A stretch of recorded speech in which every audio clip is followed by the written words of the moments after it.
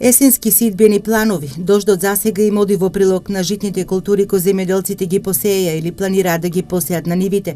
Во Штипско, според сидбениот план, како што информираат од подрачната единица на Министерството за земјоделство, ќе се обработат околу 7500 хектари.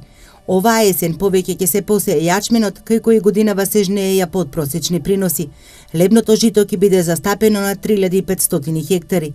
Земјоделските експерти во контекст на се она нешто мина земјоделците последнава реколта, како една од најлошите во низата години, а како резултат на климатските промени, посочуваат дека е потребно целосно ревидирање на сидбените планови во регионот. Неопходно ќе биде потребно да се изанализираат сите податоци од атмосферски, педолошки и другите фактори кои што влијат на сидбените структури. Се разбере тука свој предонес треба да има и преработувачката индустрија и пазарите пред се, да видиме каде ќе настапиме со тоа производство за да можеме со успех да организираме земјоделско производство кој што ќе може да биде продадено на пазар. Во Штипско изминато во деноноќе наврнаа 30 литри дожд на метар квадратен.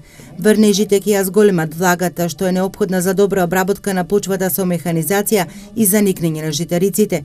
Земјоделците реагираа на неквалитетното семе за сеидба, побараа контроли на увезеното семе.